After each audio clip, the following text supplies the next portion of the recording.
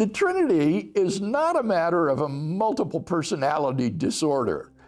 In multiple personality disorder, the different personalities are all facets of the same person.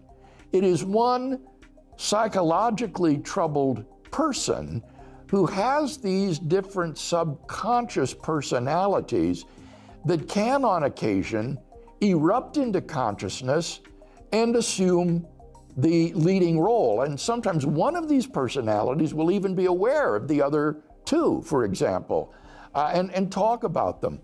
But these are all facets, manifestations of the same person.